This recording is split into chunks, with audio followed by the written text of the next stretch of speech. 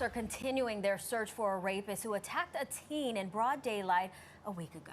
Yeah, the Bronx was also the center of this weekend's gun violence spree following a triple shooting in the Soundview section on Saturday night. So joining us this morning to discuss public safety is Bronx Borough President Vanessa Gibson. Good morning, Borough President. Good morning, ladies. Thank you. Thank you so much for always coming in. This weekend was so terribly violent for your borough. What do you think needs to be done now? Do you think that we should bring back neighborhood policing? What should be done to help? Well, let me say, every weekend when we face any shootings or violence, it's always a painful reminder that our work must continue. I'm very excited about our new commissioner, Eddie Caban, who's a Bronx native, certainly knows the challenges of our borough and will provide the resources we need, as well as our first deputy commissioner, Tanya Kinsella. I'm excited about their leadership. I've met with both of them and look forward to working with them and their executive team. And also we have a graduating class coming out of the academy very soon. And I know that the Bronx will get a significant number of police officers for all of our patrol borough.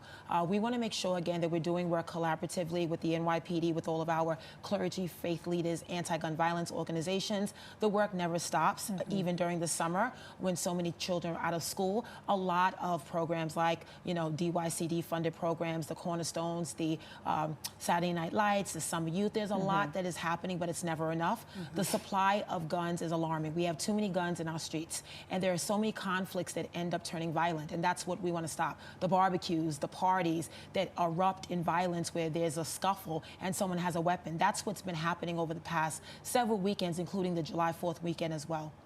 So we just mentioned last week a 17-year-old girl that was unfortunately raped in broad daylight. How much closer are police to finding who's behind this? So that is still an ongoing investigation, and my heart goes out to the young lady and her family. It is traumatizing when you think about sexual assaults, domestic and gender-based violence, and intimate partner abuse.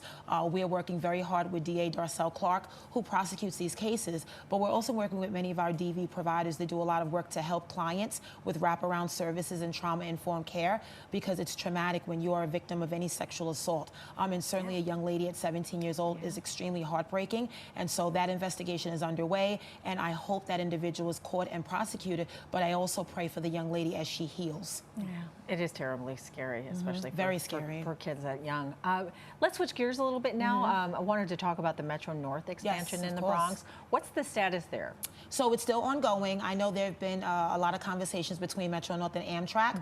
We are slated in 2027 to receive 4 new Metro North stations with the expansion and access to Penn Station, Co-op City, Park, Chester, Van Ness, Morris Park, and Hunts Point. It's going to be a game changer. $2.8 billion, the local economy, the local jobs, the union jobs that will be impacted, but also speeding up commute time and providing transit equity in many of our neighborhoods that are transit deserts, making sure we take commuters out of cars and we put them on the Metro North and other modes of transportation. We will get to the bottom of this, obviously, where we are in terms of communications between Amtrak and Metro North, because they know how important this is to the Bronx. Too many advocates and too many of our political leaders have supported the Metro North expansion in the Bronx, so we will not let any delays continue to happen. Got to bring more people to the Bronx. Yes, it will. And that's a good thing. Yes. Speaking of commuter issues and speeding up people's commute, let's talk about Fordham Road. Buses. Continues to be some issues. How likely are you to getting more buses in that area to speed people's commute up? So we're working closely with the MTA, New York City Transit. There's a lot of conversation about the Fordham Road corridor, which is one of the busiest commercial corridors we have in the city of New York. Certainly in the Bronx, 85,000 bus riders use the buses that span across east and west access along Fordham Road. But it's also bounded by residents, the Fordham Bid, the Belmont Bid, the Botanical Garden, the Bronx Zoo, St. Barnabas Hospital, Fordham University. There's a lot happening on Fordham Road.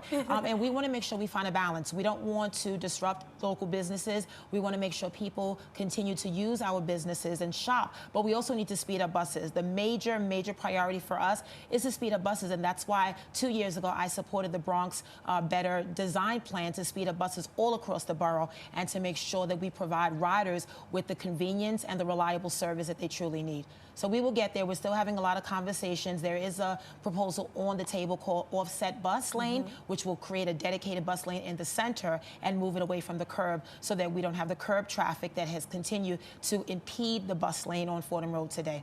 All right, I want to get to this because we have some great video of you boogieing over the Oh, weekend. okay. We was Right?